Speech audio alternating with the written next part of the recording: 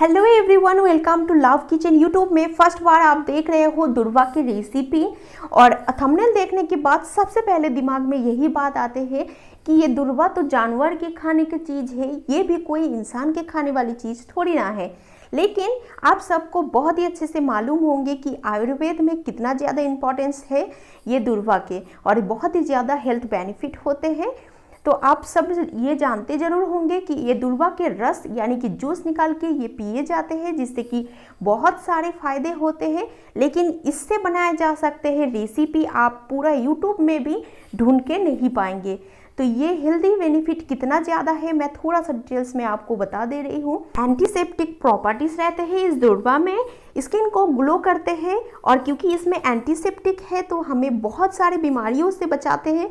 आजकल के ज़माने में जहाँ बीमारी भरे पड़े हैं, तो इस मॉडर्न ज़माने में अगर हम लोग कंटिन्यू हफ्ते में 3 दिन भी इसका अगर जूस पिए या फिर खाने में यूज़ करें तो हम लोग काफ़ी ज़्यादा स्वस्थ रह सकते हैं। विटामिन ए भी मिलते हैं और बहुत सारे ज़्यादा फायदे होते हैं।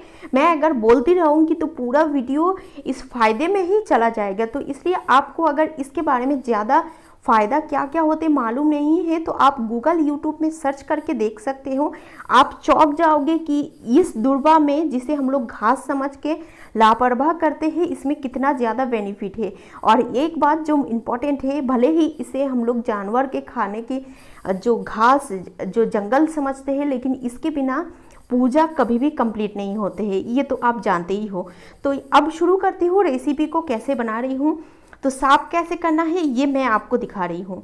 तो यहाँ पे 2 क्वालिटी के होते हैं, तो यहाँ पे कौन सा असली है वो मैं आपको पहचान करा रही हूँ। ये जो मैंने लिया है पतला वाला, इससे जो कि हम लोग पूजा करते हैं, यही है देसी और असली वाला दूर। लेकिन यहाँ पे मैंने ये बड़े बड़े जो प्लेट में लिया है ये वाला यूज़ कर रही हूँ, क्योंकि मैंने छत में एक बकेट में लगाया था तो इसमें यही वाला हुआ है और इससे जूस थोड़ा ज़्यादा निकालते हैं, तो इसीलिए मैं ले रही हूँ। और यहाँ पे मैं साफ़ करना दिखा रही हूँ। इसके अंदर ना, इसके बीचों बीच एक फूल निकला है जो काफ़ी हार्ड होते हैं, उसे ना ऐसे खींचने से ना एकदम आराम से निकल आते हैं। क्योंकि ये काफ़ी बड़े बड़े हो चुके हैं तो इसमें फूल आ गए हैं, अगर छोटे छोटे होंगे तो फूल नहीं होंगे।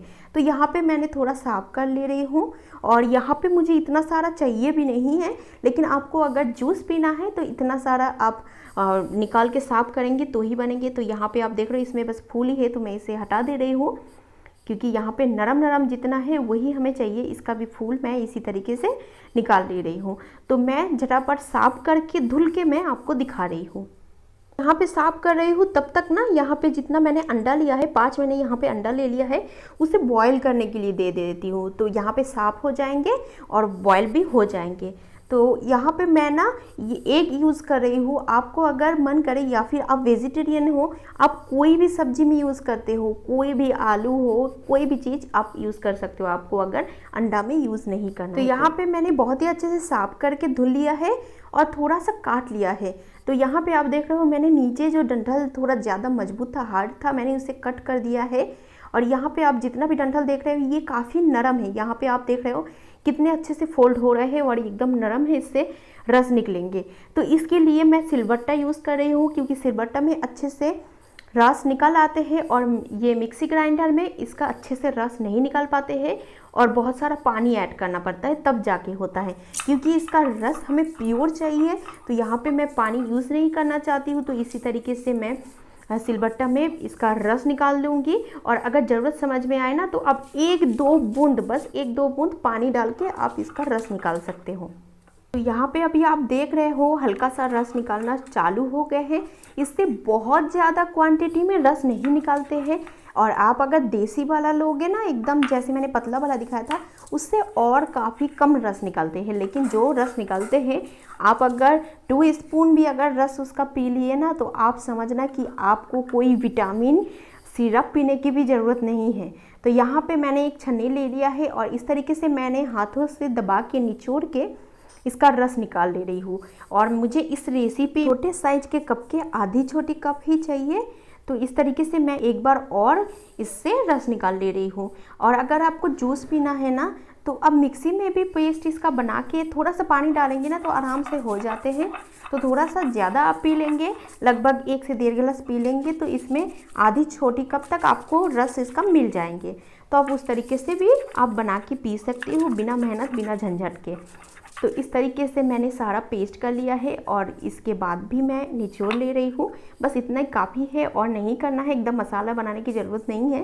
तो इस तरीके से मैं निचोड़ ले रही हूँ। एकदम महीन मसाला जैसे बना दूँगी ना तो उसे निचोड़ने में थोड़ा ज़्यादा प्रॉब्लम आते हैं। तो आधी छोटी कप यहाँ पे हो चुके हैं।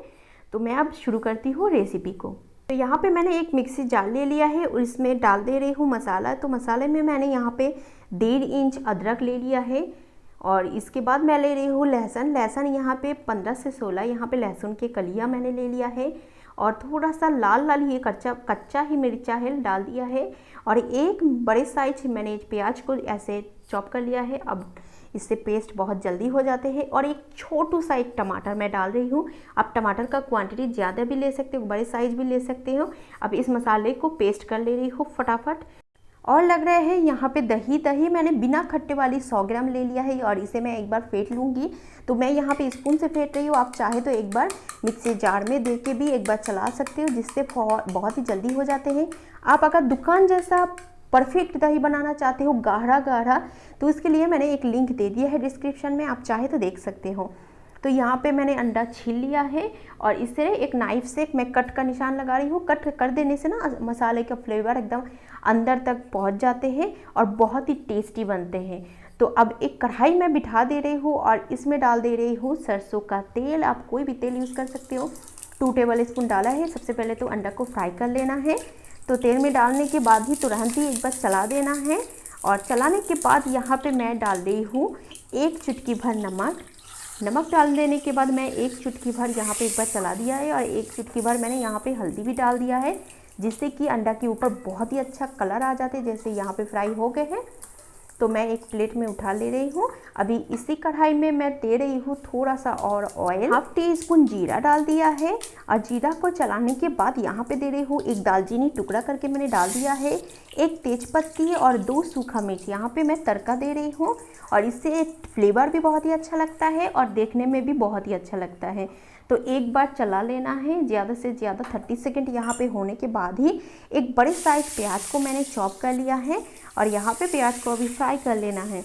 कुछ भी हो बन तो रहे हैं यहाँ पे नॉर्मल, जैसे हम लोग एग करी बनाते हैं उसी तरीके से, लेकिन दिमाग में कहीं ना कहीं अभी भी वही दूरवा वाली बात आ रही है कि दूरवा घास से बन रहा है तो पता नहीं इसका टेस्ट कैसे आएंगे, कड़वा लगेंगे कि कैसे।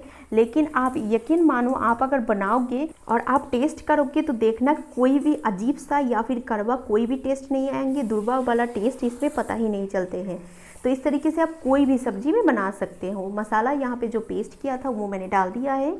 अब इस मसाले को तेल के साथ मिक्स करके अच्छे से भून लेना है तब तक जब तक इस मसाले में से तेल ना छोड़ने लगे। तो यहाँ पे मैं 1/2 टीस्पून नमक डाल दे रही हूँ। 1/2 टीस्पून मैंने यहाँ पे रेड चिली डाल दिया है और 1/2 टीस्पून हल्दी पाउडर। और नमक बिल्कुल ही आप स्वाद अनुसार और तीखा भी बिल्कुल स्वाद अनुसार यूज़ करिए। तो यहाँ पे मिक्स करके फ्राई कर ले रही हूँ। तो यहाँ पे हल्का सा तेल छोड़ने लगे हैं, थोड़ा सा और अभी भी फ्राई करेंगे क्योंकि ये मसाला अभी तक पूरी तरीके से फ्राई नहीं हुआ है। कुछ देर होने के बाद अब मैं ऐड कर रही हूँ दही। और दही बिल्कुल ही ये ध्यान में देना है कि दही खट्टी वाली दही नहीं होना चाहिए, क्योंकि 100 ग्राम दही बहुत ज़्यादा होते हैं तो इस सब्ज़ी को पूरा खट्टा कर सकते हैं अगर खट्टे वाले दही होंगे तो यहाँ पे मैंने दही को बहुत अच्छी तरीके से नहीं फेंटा है।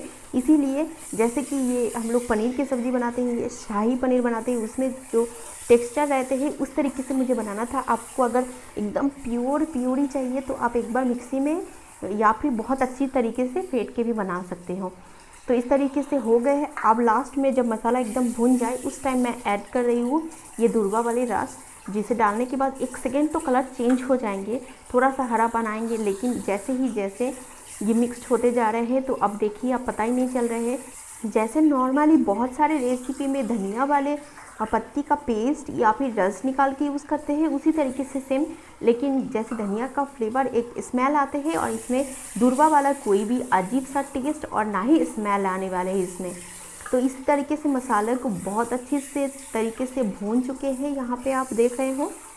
और दही मैंने यहाँ पे यूज़ किया है ताकि इसका ग्रेवी थोड़ा सा हल्का गाढ़ा हो जाए। आपको अगर दही यूज़ नहीं करना है तो आप दही को स्किप भी कर सकते हो। तो मसाला जितना जार में लगा था उसमें पानी डाल के मैं डाल दे रही हूँ और मैंने यहाँ पे लगभग 1 गिलास तक पानी डाल दे रही हूँ, तो थोड़ा सा भी कम है तो डाल रही हूँ। टोटल मैंने 1 गिलास पानी यहाँ पे डाला है और अच्छी तरीके से बॉयल होने देते हैं। जब ये थोड़ा सा ग्रेवी थिक हो जाएंगे तो उस टाइम मैं ऐड कर रही हूँ अंडा। मैं यहाँ पे दूरबा के जूस निकाल के रेसिपी बना रही हूँ। ये देख के आप बनाने से पहले आप ये सोचिए कि आप ये चाहते नहीं हो क्या कि आप खुद और आपके फैमिली मेम्बर हेल्दी रहे, तो अगर आप चाहते हो तो ही बनाना, नहीं तो मत बनाना। तो यहाँ पे ग्रेवी एकदम गाढ़ा हो चुके, तो अब मैं थोड़ा सा ऐड कर रही हूँ धनिया पत्ती।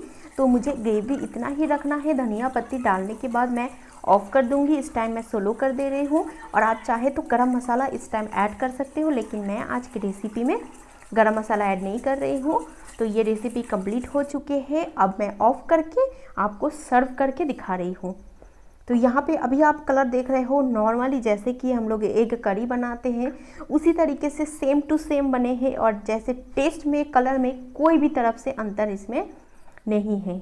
गर्मा गर्म एग करी यहाँ पे तैयार हो चुके हैं। ऐसे रेस्टोरेंट में गाढ़ा गाढ़ा ग्रेवी हम सभी को बहुत पसंद आते हैं।